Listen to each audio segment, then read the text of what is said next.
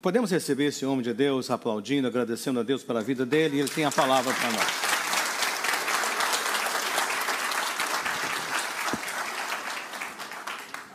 Obrigado, pastor Renato, pelo privilégio de estar aqui com vocês mais uma vez. Abra sua Bíblia comigo então, no texto de Jó, livro de Jó, capítulo 1, por gentileza.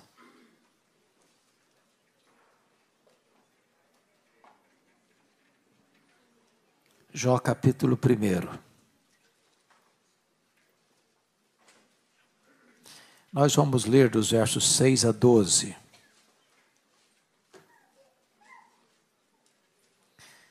E esse texto diz assim: No dia em que os filhos de Deus vieram apresentar-se perante o Senhor, veio também Satanás entre eles. Então perguntou o Senhor a Satanás: De onde vens?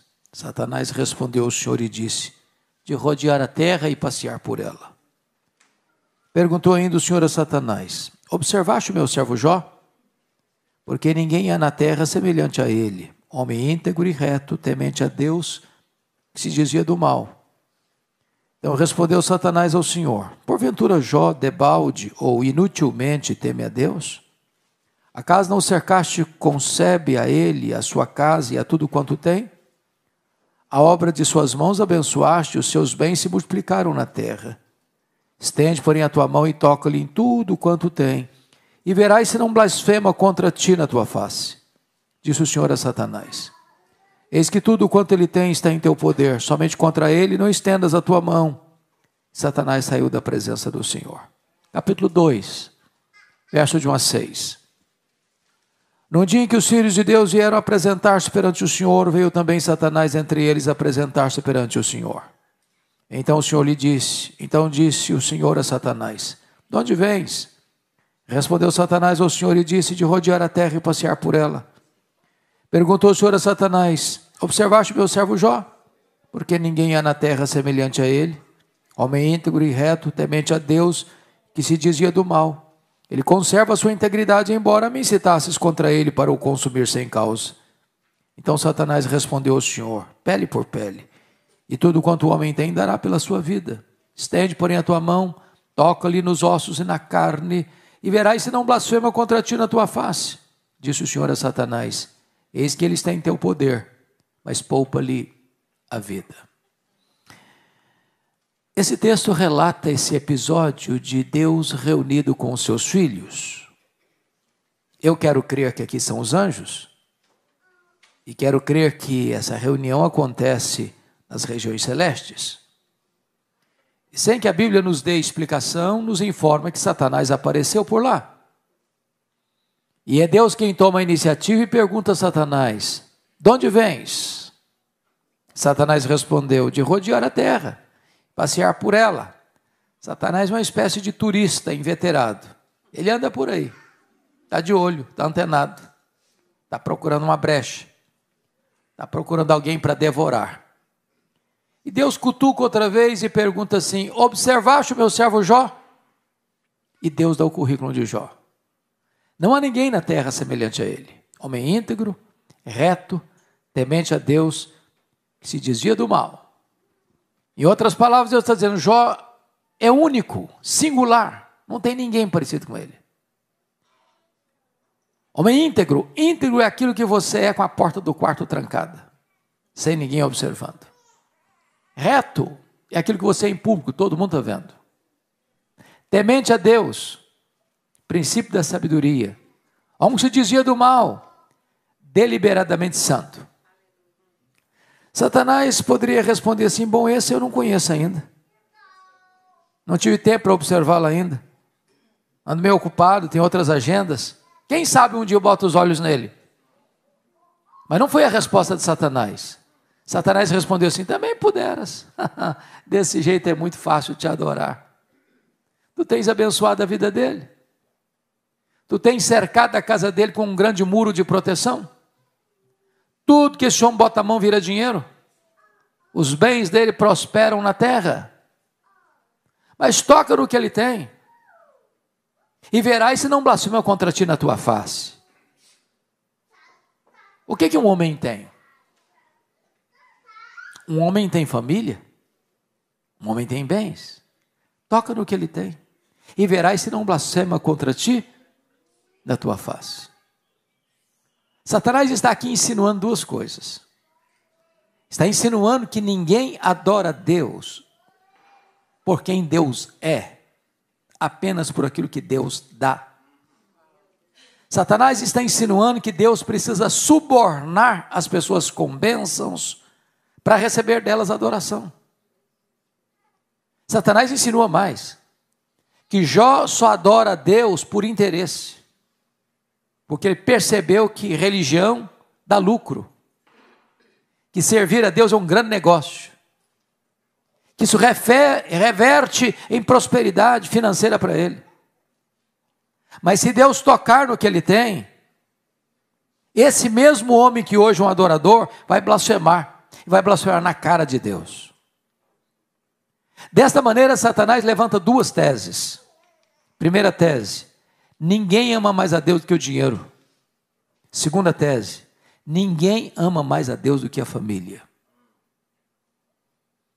Sem que Jó soubesse, Deus constitui Jó em seu advogado na terra e coloca nas mãos de Jó a defesa da sua própria reputação, dizendo para ele: pode tocar no que ele tem, só não podes atentar contra a vida dele. Em outras palavras, Satanás é um ser limitado e limitado por Deus. Ele só pode ir até onde Deus o permite ir e nem 1 centímetro a mais.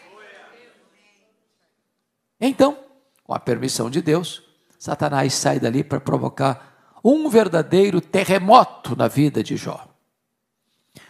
Quão rico era Jó? Versículo 3, na parte final, diz assim: de maneira que este homem era o maior de todos os do Oriente. Sabe o que significa isso? Ele era o homem mais rico da sua geração. Ele era o top 1 da economia mundial. E a Bíblia diz, no versículo de número 15, que Satanás vai usar os sabeus, versículo 16, o fogo, versículo 17, os caldeus, para levar Jó à bancarrota, à falência, à quebradeira total. O homem mais rico do Oriente decreta falência, perde tudo. Quando uma pessoa está acostumada a viver numa magrela, na escassez, ele já aguenta. Mas o camarada que está no topo da pirâmide social, perder tudo, o chão abre. A grande pergunta é: será que a tese de Satanás é verdadeira? Será que ninguém ama mais a Deus do que a riqueza? Será que Jó blasfemaria contra Deus? A resposta está no capítulo 1, versículo 21. Quando ele diz assim: nu saí do ventre da minha mãe, nu eu voltarei. Sabe o que ele está dizendo? Eu não trouxe nada para este mundo, eu não vou levar nada deste mundo, portanto o que eu granjeei entre o berço e a sepultura não é a razão da minha vida. Ele derrota aqui a primeira tese de Satanás. Ele prova que ama mais a Deus do que a riqueza, e prova que ele serve a Deus não por aquilo que Deus dá, mas por quem Deus é. O que um homem tem? Tem família. E somos informados que Jó tem 10 filhos, conforme o capítulo 1, versículo 2. E somos informados que num dia de festa, os 10 filhos estão reunidos. E Jó é um pai exemplar. Capítulo 1, versículo 5 diz que Jó é um pai, apesar da riqueza, presente, conselheiro e intercessor, que está preocupado não apenas com a aparência externa dos filhos, mas em que os filhos pequem contra Deus no coração. E agora, depois de decretar falência, no mesmo dia, esse homem recebe a mais amarga notícia que alguém pode receber na vida: seus 10 filhos morrem num único acidente. Isso não é novela, isso é um fato. Como é que esse pai volta do cemitério? Como é que recomeça a vida? Como é que ele se ergue do luto? Não é natural pai enterrar filho. Será que Jó vai blasfemar contra Deus?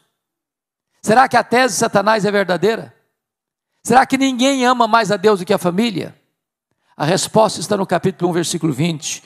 Quando Jó recebe a notícia, diz a Bíblia, que ele se levantou, rasgou o seu manto, rapou a cabeça, lançou-se em terra e adorou a Deus, e diz: o Senhor Deus deu, o Senhor Deus tomou, bendito seja o nome do Senhor.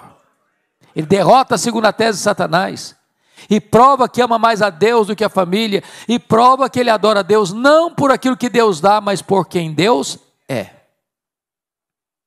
Mas então vem o capítulo 2, e diz a Bíblia que houve uma outra reunião de Deus com seus filhos. Eu quero crer que os anjos, eu quero crer que nas regiões celestes. E a Bíblia diz que Satanás apareceu por lá de novo. E quem dá pontapé na conversa é Deus outra vez, perguntando: de onde vens? Satanás respondeu: de rodear a terra e passear por ela. Sabe o que ele está dizendo? Não mudei minha agenda, estou fazendo o que eu sempre fiz, estou por aí, estou antenado, estou procurando uma brecha, estou procurando alguém para devorar. E Deus cutuca outra vez e pergunta assim: observaste o meu servo Jó? E Deus dá o currículo de Jó sem mudar uma vírgula. Não há ninguém na terra semelhante a ele, homem íntegro, reto, temente a Deus, que se desvia do mal. Sabe o que Deus está dizendo para Satanás? Satanás, suas teses são mentirosas, são falsas. Jó provou que me ama mais do que a riqueza, Jó provou que me ama mais do que a família, Jó provou que ele me adora não por aquilo que eu dou para ele, mas por quem eu sou. Aí Satanás partiu para a terceira tese: pele por pele, e tudo que o homem tem dará pela sua vida. Toca ali nos ossos, toca ali na carne, e verás se não blasfema contra ti na tua face. A terceira tese de Satanás é essa: ninguém ama mais a Deus do que a si mesmo. Sem que Jó soubesse, mais uma vez, Deus constitui Jó em seu advogado na terra, e diz para Satanás: pode tocar nos ossos dele, pode tocar na carne dele, só não podes tirar a vida dele. Em outras palavras, Satanás é um ser limitado e limitado por Deus. Ele só pode ir até onde Deus o permitir, e nem 1 centímetro a mais. Nas palavras de Martinho Lutero, Satanás é um cachorro na coleira de Deus. Ele só pode ir até onde a coleira o permitir, e nem 1 centímetro a mais. Nós adoramos aquele que manda no céu, que manda na terra e que manda no inferno, o Rei dos Reis, o Senhor Jesus Cristo. Mas sem que Jó soubesse, Deus constitui Jó em seu advogado na terra e diz para Satanás: pode tocar nos ossos dele, pode tocar na carne dele. E a Bíblia diz que Satanás sai dali e coloca uma doença maligna em Jó, ferida do alto da cabeça à planta dos pés. Ele vai ficando chagado, uma ferida aberta, ele vai se transformar numa carcaça humana, a sua pele vai apodrecendo, e a Bíblia diz que ele precisa raspar com cacos, talvez de telha. Ele vai ficando magro, magérrimo, macérrimo, de couro furado pelas costelas em ponta, seu corpo cheira mal, bolhas vão se formando e ele vai mordendo nessas bolhas para tentar aliviar a sua dor. Ele não tem descanso, ele não consegue comer, ele não consegue dormir. As pessoas que passam por ele cospem, nauseadas. E quando a sua mulher vê essa cena terrível, ela diz para Jó assim: ainda conservas a tua integridade, Jó? Amaldiçoa a Deus e morre. Acaba com isso. Tenha coragem de dar cabo da sua vida. Deus não é digno de ser adorado no sofrimento. E no capítulo 2, versículo 10, Jó responde para sua mulher: tu falas como uma louca. Temos recebido o bem de Deus, não receberíamos também o mal? Jó derrota a terceira tese de Satanás e prova que ama mais a Deus do que a si mesmo. E prova que ele adora a Deus não por aquilo que Deus dá, mas por quem Deus é. Mas agora vê o capítulo 2, versículo 11. E diz a Bíblia que os 3 amigos de Jó, Elifaz, Bildade e Zofar, combinaram juntamente condoer-se de Jó e consolá-lo.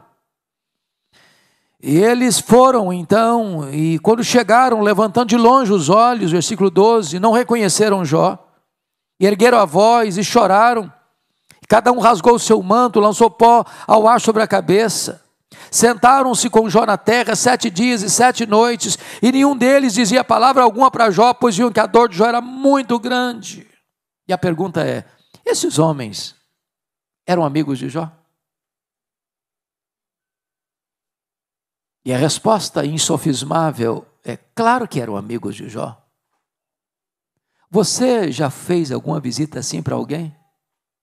7 dias, 7 noites, sentado na terra, sem falar uma palavra, apenas chorando, se condoendo? Você já recebeu alguma visita assim nas horas mais difíceis da sua vida? Qual era o problema desses homens? Qual era o problema desses amigos de Jó? É que num dado momento eles começaram a desenvolver uma lógica cartesiana de causa e efeito. E pensavam assim: ninguém sofre sem causa. Para Jó estar sofrendo, ele deve ter feito alguma coisa errada. Mas para estar sofrendo muito, ele deve ter feito muita coisa errada. Mas eles não só pensaram, eles falaram. E eles não só falaram, falaram para Jó. E eles cravaram Jó com as suas setas cheias de veneno, com acusações levianas. Chamaram Jó de adúltero. Chamaram Jó de ladrão. Chamaram Jó de louco. Falaram para Jó que Deus matou os filhos dele porque ele era louco. Falaram para Jó que ficou rico porque ele explorou os órfãos e as viúvas. E eles foram cravejando Jó com as suas setas cheias de veneno, com as suas acusações mentirosas e levianas. O que Jó fez? O que você e eu faríamos? Se defendeu, se defendeu, se defendeu, se defendeu. Ele levantou os céus 16 vezes a mesma pergunta: por quê? Por quê? Por quê? Por quê? Por que eu estou sofrendo? Por que a minha dor não cessa? Por que eu não morri no ventre da minha mãe? Por que eu não morri ao nascer? Por que os seios da minha mãe não estavam murchos de leite para eu morrer de fome? Por que o Senhor não me mata de uma vez? Ele fez 34 queixas contra Deus. Sabe qual foi a resposta que ele encontrou em Deus, ou de Deus? O silêncio sepulcral. Nenhuma resposta. Nenhuma palavra, nenhuma explicação. Posso lhes garantir que o silêncio de Deus grita mais alto nos ouvidos da nossa alma que o ruído mais barulhento das circunstâncias mais adversas. Se vocês perceberam, Jó está no fundo do poço. As 5 áreas mais importantes na vida de um ser humano foram abaladas na vida de Jó. Primeira área financeira. Vocês sabem disso.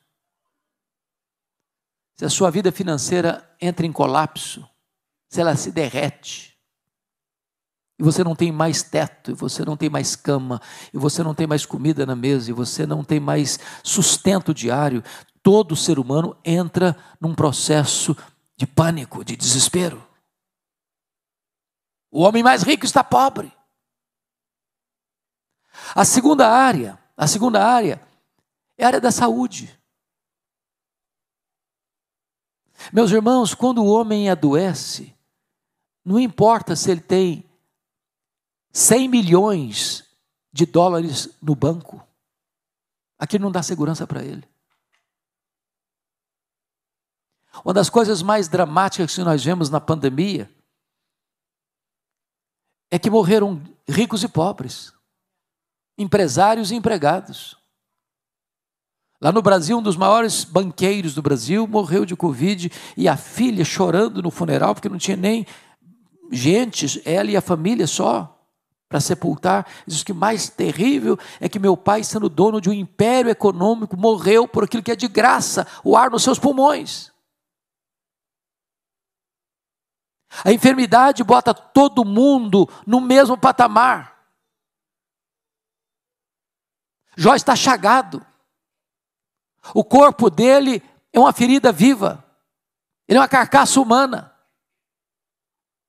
Ele perdeu a saúde.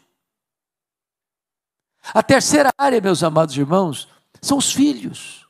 Não é natural pai e mãe enterrar filhos. Não é natural. Não é natural. Jó não só enterra filhos, ele enterra todos os filhos no mesmo dia. A quarta área, meus irmãos, que foi atingida na vida dele é o casamento. Quando a sua mulher deveria ser o único suporte dele, estar do lado dele, ser um tônico para a alma dele, a mulher dele diz assim: morre, homem, morre, mas morre logo. Mas vê se antes de morrer, blasfeme pelo menos contra Deus. Não é fácil quando alguém está passando uma crise, e em vez do cônjuge abraçar, acolher, receber, apoiar, ainda se torna mais um peso no sofrimento. Mas a quinta área que foi atingida, a área das amizades. Aqueles que deveriam vir para consolar se tornam atormentadores. Aqueles que deveriam ser bálsamo se tornam vinagre na ferida. Aqueles que deveriam para cercá-lo de cuidado assacam contra ele os seus libelos acusatórios. Aqueles que deveriam trazer para ele o refrigério na tristeza e na dor se tornam os seus acusadores mais impiedosos. Já perdeu tudo. Já não tem mais nada. Já está no fundo do poço. Quando alguém está no fundo do poço, entretanto, só tem uma direção para olhar, é para cima. Jó perdeu tudo, mas não perdeu o principal, ele não perdeu a sua confiança em Deus. E do profundo poço da sua angústia, ele arranca da alma um grito de esperança e diz assim: mas uma coisa eu sei, é que o meu Redentor vive. E por fim eu me levantarei e verei o meu Redentor. E quando Jó dá esse brado de esperança, Deus que estava em silêncio, começa a falar. Começa a falar. E quando Deus abre as comportas dos céus e começa a falar, Deus não respondeu nenhuma das 16 perguntas de Jó. Deus não respondeu nenhuma das 34 queixas de Jó. Quando Deus começou a falar, Deus fez 70 perguntas para Jó. Todas retóricas, impossíveis de serem respondidas. E Deus perguntou: Jó, onde você estava quando eu lançava os fundamentos da terra? Onde você estava, Jó, quando eu espalhava as estrelas no firmamento? Onde você estava, Jó, quando eu cercava as águas do mar para que elas não invadissem a terra? E Deus foi despejando em cima de Jó a sua grandeza, a sua majestade, a sua glória, o seu poder, o seu domínio. E Jó foi se encolhendo. E ele foi se encolhendo, ele foi se encolhendo, ele foi se encolhendo. Para descobrir as verdades mais profundas e transformadoras da sua história. Que verdades são essas? O capítulo 42 nos responde, vamos para lá.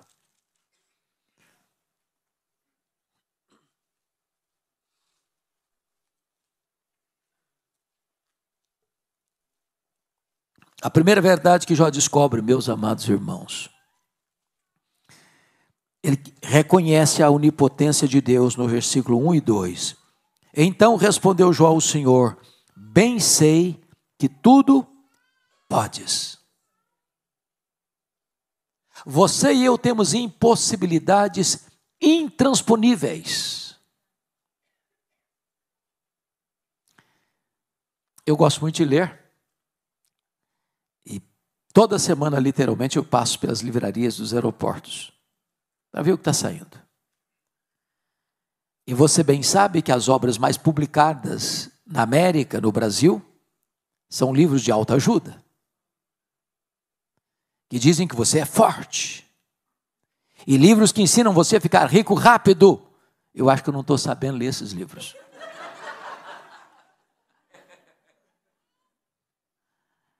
Agora a Bíblia diz exatamente o contrário. A Bíblia diz que você e eu somos fracos. Que Deus conhece a nossa estrutura e sabe que somos pó. Por exemplo, nós temos fraquezas físicas. Querendo ou não, gostando ou não, o tempo vai esculpindo algumas rugas no nosso rosto indisfarçáveis.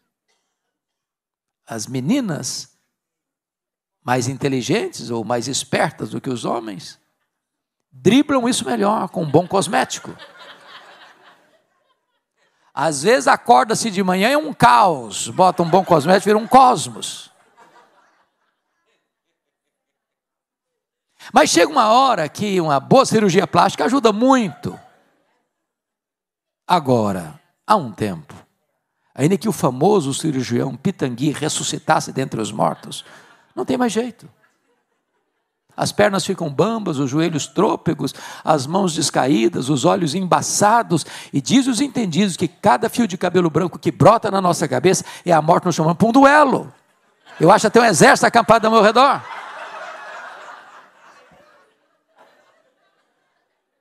Temos fraquezas físicas. Mas temos fraquezas emocionais. Emocionais. Quantas vezes, nas madrugadas mais escuras da vida, já não choramos e gememos, desesperados, dizendo: Deus, eu não aguento mais. Temos fraquezas morais. Quantas vezes você já prometeu para Deus, e eu também, em lágrimas: meu Deus, eu nunca mais quero cometer esse pecado. Nunca mais. E daqui a pouquinho você se flagra cometendo o mesmo pecado. Não é porque faltou para você sinceridade, não, faltou para você poder. Temos fraquezas espirituais.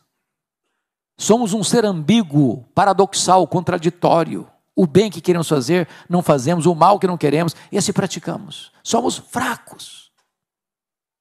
Mas é maravilhoso você poder afirmar: mas o meu Deus tudo pode. Para Ele não tem problema insolúvel, para Ele não tem doença incurável, para Ele não tem casamento sem recuperação, para Ele não tem família sem esperança, para Ele não tem situação que Ele não possa intervir e restaurar e curar e salvar. Ele tudo pode. A grande pergunta nesta manhã é: quem é o seu Deus? Quão grande é o seu Deus? Quão poderoso é o seu Deus? Como dissemos ontem à noite aqui, o seu Deus é aquele que mede as águas na concha da sua mão. O seu Deus é aquele que pesa o pó das montanhas em balança de precisão. O seu Deus é aquele que mede os céus a palmos. O seu Deus é aquele que espalha as estrelas do firmamento, e por ser forte em força e grande em poder, quando as chamamos pelo nome, nenhuma só delas venha faltar. O seu Deus olha para as grandes nações do mundo e considera todas elas como um pingo que cai num balde, como um pó numa balança de precisão, como um vácuo, como um nada, como menos do que nada. Este é o seu Deus, Ele tudo pode. A segunda coisa que Jó descobriu é que ele reconheceu a soberania dos propósitos de Deus. Olha o verso de número 2, na parte B, diz: e nenhum dos teus planos pode ser frustrado. Há uma falsa teologia por aí, chamada de openteísmo, ou teísmo aberto, que diz que Deus é tão surpreendido quanto você. E se apequenar Deus, e se humanizar Deus, Deus não é pego de surpresa. Deus não precisou lançar mão de um plano B porque o plano A fracassou. Os planos de Deus são eternos. Os planos de Deus são eficazes. Nenhum dos planos de Deus cai por terra ou pode ser frustrado. Ele vê a eternidade no seu eterno agora. Ele enxerga na curva. Ele enxerga no escuro. A história não está à deriva. A história não é um caminhão sem freio ladeira abaixo. A história não está dando volta em círculos como os gregos pensavam. A história caminha para um telos, para um fim, para uma consumação. E o fim já está determinado. É a vitória de Cristo e da sua igreja. Os planos de Deus não podem ser o quê? frustrados. Terceira conclusão que o Jó chegou, que mudou a história dele. Olha comigo o verso 3, na parte B. Na verdade, falei do que eu não entendia, coisas maravilhosas demais para mim, coisas que eu não conhecia. Ele reconheceu a sua profunda limitação. Meus irmãos, às vezes eu encontro algumas pessoas que acham que sabem muito, são donas do saber. E preste atenção nisso. O sábio é aquele que sabe que quase nada sabe. Você pega, por exemplo, um PhD, vai fazer a sua tese de doutorado. Deste vasto conhecimento do universo, ele escolhe um tema. Daquele tema ele escolhe um ponto. E naquele pontozinho ele é doutor. E só daquele pontozinho. Agora, que nunca estudou, sabe tudo, eu conheço tudo. Ele acha que sabe e não sabe. Porque aquilo que você sabe é quase nada diante daquilo que você não sabe. E o que você não sabe é muito maior do que o que você sabe. Então o sábio sabe que não sabe. Você já conversou com gente que diz, eu conheço a Bíblia de capa a capa. Você pergunta João 3,16, já não sabe onde fica?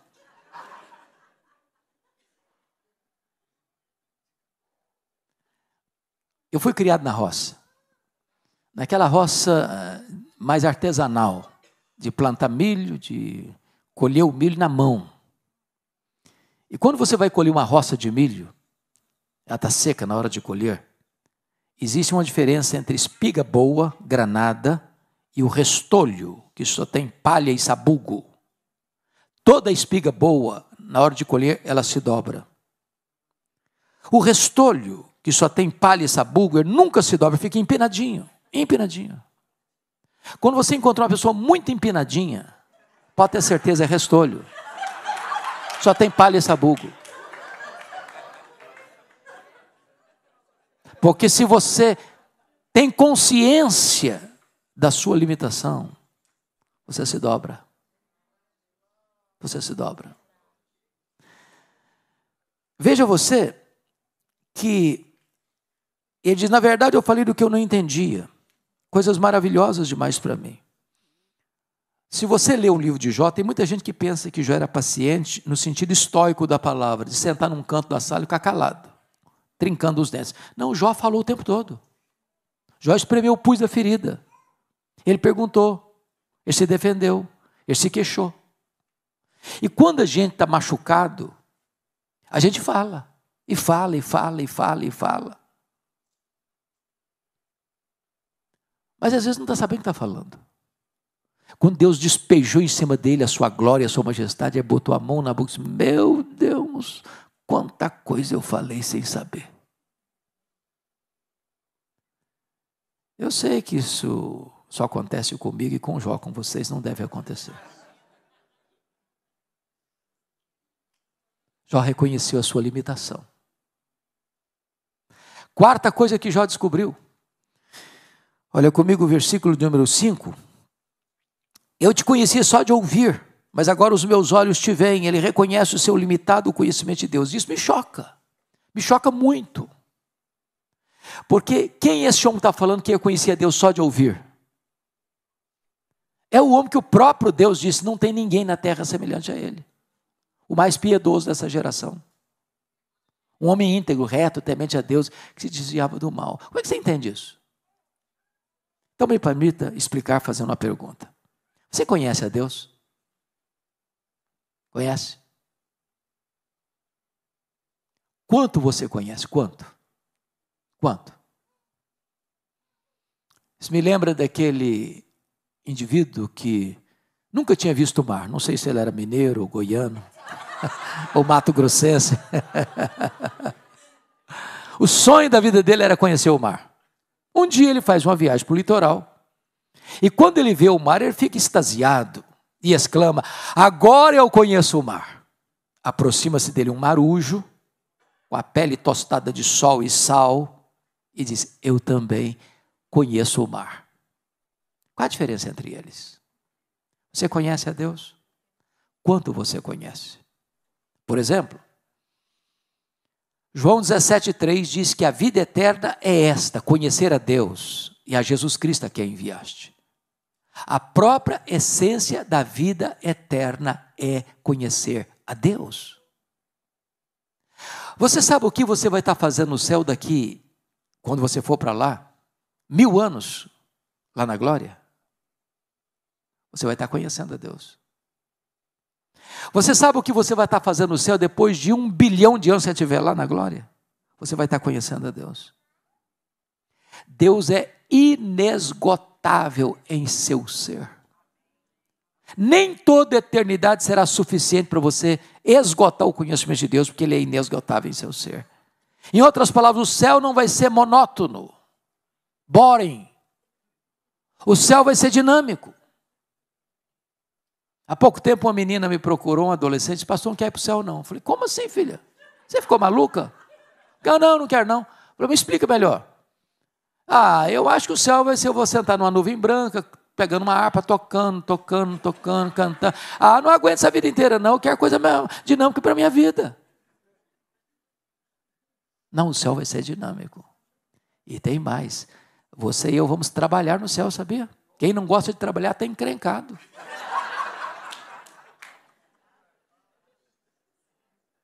Agora pense comigo que esse corpo nosso que fica cansado, velho, doente, caquético, a gente faz tanta coisa incrível. Albert Einstein disse que nós não usamos sequer 10% do nosso potencial e já fazemos coisas incríveis. Você já pensou que nós teremos capacidade de fazer com um corpo 100% turbinado pela glória de Deus? Semelhante ao corpo da glória do Senhor Jesus? Por exemplo, Jesus com seu corpo de glória entrava numa casa fechada, sem precisar abrir a porta. Ele saía de Jerusalém e aparecia lá na Galileia, 153 quilômetros, sem precisar percorrer o trecho. Com o seu corpo de glória, voltou para o céu, entre nuvens. E eu pergunto para você, a que distância está o céu daqui? O astrônomo russo disse que foi na Lua e não viu Deus. Disse ontem à noite aqui que os estudiosos dizem que o nosso universo tem mais de 93 bilhões de anos-luz de diâmetro. E significa que se você voar à velocidade da luz, 300 mil quilômetros por segundo, nessa velocidade você demoraria mais de 93 bilhões de anos para ir de uma extremidade à outra. Onde fica o céu? Com que velocidade Jesus voltou para o céu? Velocidade da luz? 300 mil quilômetros por segundo? Se ele voltou na velocidade da luz, depois de 2000 anos, ele está logo ali na esquina ainda. Quanto tempo um anjo demora para vir do céu à terra? Está lá de dedos? O que significa isso? Significa que com um corpo de glória, nessa dimensão da eternidade, nós não estaremos sujeitos às mesmas leis que nos governam agora. Nós vamos habitar novos céus e nova terra. Vou dar uma puladinha no céu, puladinha na terra. Todo esse cosmos restaurado por Deus será o nosso campo de ação e de trabalho, conhecendo a Deus, conhecendo a Deus, conhecendo a Deus, conhecendo a Deus, conhecendo a Deus e jamais esgotando o ser de Deus. Agora eu entendo Jó. Senhor, eu te conheci só de ouvir, mas agora que os meus olhos te veem. Sabe o que ele está dizendo? Só estou arranhando a superfície. Tem mais, tem muito mais, tem infinitamente mais. Quando você encontra uma pessoa de peito estufado, igual um pavão, eu conheço a Deus. Parece que está lá na sala íntima com Deus todo momento. Pode ter certeza de uma coisa. Está longe de Deus. Longe. Quanto mais você conhece a Deus, mais você tem consciência que tem muito mais para conhecer. Eu te conhecia só de ouvir, agora os meus olhos te veem. Quinta lição que mudou a história de Jó. Olha comigo o versículo 6. Por isso eu me abomino e me arrependo no pó e na cinza. Jó reconheceu a enormidade do seu pecado. E eu entro em crise de novo com esse versículo. Porque esse tipo de confissão, me abomino no pó e na cinza, fica bem na boca de um adúltero, de um assassino, de um ladrão, de um corrupto, de um idólatra, de um feiticeiro. Mas na boca do homem mais piedoso da terra, na boca do homem que recebe de Deus o mais elevado elogio, não tem ninguém na terra semelhante a ele, homem íntegro, reto, temente a Deus, que se desvia do mal. Como é que esse cara me faz uma confissão dessa? Como é que eu entendo isso? Entendamos isso. As pessoas que mais lamentam, choram e confessam os seus pecados, não são as pessoas que mais pecam, são as pessoas que mais perto de Deus andam. Quem está longe de Deus nem tem consciência de que é pecador. Há uns 3, 4 anos eu estava pregando num hospital em São Paulo, numa reunião de capelães, e a capelã daquele hospital me contou uma história dramática naquela semana que ela tinha vivido. Na semana anterior ela tinha vivido essa experiência de uma moça chegar com o pai num estado grave de uma hemorragia crônica, e quando o médico botou a moça na cama para examinar, o médico disse: essa menina acabou de ter um bebê. A moça protestou: não, senhor, eu não estava grávida. O pai disse: não, o senhor está enganado.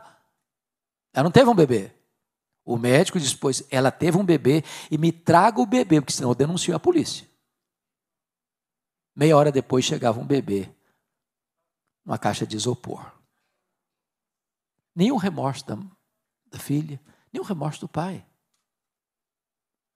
Há poucos dias, os jornais de São Paulo noticiaram de um cidadão pistoleiro de aluguel que recebeu um valor X para matar um homem. Deu 5 tiros na pessoa, pegou o dinheiro, botou no bolso, foi para casa, tomou um banho, jantou e dormiu. Nenhum sentimento de culpa. Se você apagar a luz, no escuro você não enxerga nada. Pode estar tudo sujo, você não vê nada. Mas se você estiver diante da luz, e Deus é luz, as manchas menores podem ser percebidas. Quanto mais perto de Deus você está, mais consciência de pecado você tem. Quando você encontra uma pessoa que sempre ao encontrar-se com você, ela está se elogiando, ela está se exaltando, ela está se colocando lá no pedestal, pode ter certeza, é uma pessoa que está longe de Deus, muito longe de Deus. Quanto mais perto da luz, mais consciência você tem que você é o quê? Pecador. Pois bem, vamos ao verso 10, porque o verso 10 é a chave de virada desse texto. É a chave de interpretação. Mudou o Senhor a sorte de Jó quando este chorava pelos seus amigos. E o Senhor deu-lhe o dobro de tudo quanto possuíra. A grande pergunta é por que Deus mudou a sorte de Jó quando ele orava pelos seus amigos? Por quê? Me permita uma pergunta. Eu acho que vocês são mais crentes do que eu. Eu acho que vocês já chegaram naquele estágio espiritual que ninguém mais fala mal de vocês, certo? Como é que você reage quando alguém fala mal de você? Você fica feliz da vida? Louvado seja Deus, estão falando mal de mim, que delícia, vou até dormir melhor essa noite. É assim que você reage? O que vocês acham que Jó sentiu quando os seus amigos disseram assim: você é um ladrão, você é um adúltero, você roubou dos olhos das viúvas, Deus matou seus filhos, você é louco? O que vocês acham que Jó sentiu? Raiva, pena de si mesmo. Sabe o que Deus está fazendo? E ele se defendeu, ele se queixou. Sabe o que Deus está dando para Jó? Meu filho, você quer cura? Você quer restauração? Saia dessa trincheira da autodefesa. Comece a orar, a interceder por essas pessoas que acusaram você. Comece a orar por elas. Sabe por quê? A Bíblia diz que você não consegue orar por uma pessoa e ter mágoa dela ao mesmo tempo. Quando ele começa a orar pelos seus amigos que o acusavam, Deus restaura a sua sorte. E devolve tudo em dobro.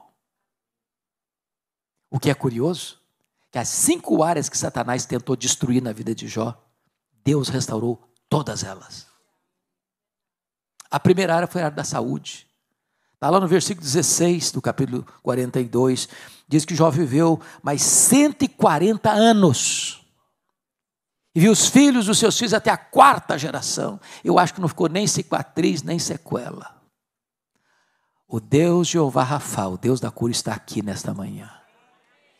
E Ele pode curar as nossas dores, as nossas feridas físicas, emocionais, morais e espirituais.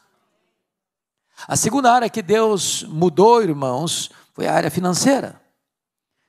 Se você comparar 1:3 com 42, 10 e 12, você vai notar que literalmente Deus devolveu em dobro. Você já era o mais rico, agora ele é duplamente o mais rico. Eu quero dizer para você que o Deus da restituição está aqui nesta manhã. E Ele pode pegar a pessoa que quebrou na pandemia, a pessoa que perdeu parte dos seus bens e restaurar a sua vida financeira. A terceira área que Deus restaurou, meus amados irmãos, é a área das amizades. O versículo 8, eu acho isso aqui impressionante, porque Deus vai dizer para os amigos de Jó que acusaram Jó: olha, esse homem que vocês acusaram é mais justo do que vocês. Então eu vou restaurar vocês, mas vocês vão ter que ir lá naquele homem que vocês acusaram, para aquele homem que vocês acusaram, orar por vocês. Sabe o que Deus está fazendo aqui? Honrando Jó. Honrando Jó. Quando você cuida da sua piedade, Deus cuida da sua reputação. Você não tem que se defender, você tem que andar com Deus. E quando você anda com Deus, aqueles que criticaram você vão ter que voltar a você e mudar de opinião a seu respeito. A quarta área que Deus restaurou foi a área do casamento. E eu acho curioso que muitos comentaristas bíblicos afirmam, não sei de onde tiram isso, que Jó casou com outra mulher. Como a Bíblia não diz que casou com outra mulher, eu quero crer que casou com a mesma. Agora, eu fico pensando, se o Jó fosse brasileiro. Quando ele estava numa magrela, a mulher olhou para ele assim: morre, homem, morre, mas morre logo. Agora o cara está curado, duplamente mais rico, no alto da pirâmide social. O que vocês acham que ele falaria para ela se ele fosse brasileiro? Morre, mulher, morre, morre logo. Ele diria: a fila andou, minha filha, a fila andou. Eu estou noutra agora. Mas não foi isso que aconteceu, não. Não foi. Deus pega os cacos e faz um vaso novo. Deus é especialista em restaurar a gente machucada e ferida. Fazer tudo novo. Não há casamento tão difícil, tão complicado, tão machucado, tão ferido, que Deus não possa restaurar. Há pouco tempo, lá em São Paulo, chegou uma mulher para falar comigo. Ela disse assim: pastor, eu vim comunicar para o senhor que eu estou me divorciando. E falou firme. Falei: como? Estou me divorciando. Está claro ou precisa botar a legenda? Falei: é mesmo, minha filha? Você está se divorciando? E eu perguntei: por quê? Ela respondeu: secou. Secou. Eu perguntei: secou? Ué, mas se secou, tem esperança. Você não leu na Bíblia lá que a vara de Arão estava seca e Deus a fez florescer? Pois Deus pode fazer florescer o que está seco aí no seu coração. Ela me olhou e fuzilou com um olhar e disse: o senhor está maluco? Estou falando para o senhor que morreu. Morreu, entendeu agora? Morreu. Falei: morreu. Ué, mas se morreu, tem esperança. Você não leu na Bíblia lá que Jesus ressuscita os mortos? Ele ressuscita o que está morto no seu coração. O pastor Sorinho doidou. Eu estou falando para o senhor que acabou, não tem mais nada, acabou tudo, não tem mais nada. Eu falei, acabou? Então tem esperança. Você não leu na Bíblia que Deus chama a existência as coisas que não existem? Ele chama a existência tal que não tem mais no seu coração. Você não vai divorciar agora não, você vai orar comigo uma semana, depois você volta aqui. Depois de uma semana ela voltou. Falei, pastor, acabou a vontade de divorciar. Estou investindo no meu casamento e Deus está curando a nossa família. Com Deus tem esperança. Tem esperança. Mas a última área que Deus restaurou na vida de Jó foram os filhos. Capítulo 1, versículo 2, diz que Jó teve 7 filhos e 3 filhas. 42, 13, diz que ele teve mais 7 filhos e 3 filhas. Bom, mas você pode perguntar, bom, então não foi em dobro? Porque se ele tinha antes 10, se é em dobro agora ele deve ter 20. Entendamos isso. Quando um filho morre, você não perdeu um filho. Você perde alguém quando você não sabe com quem está e onde está.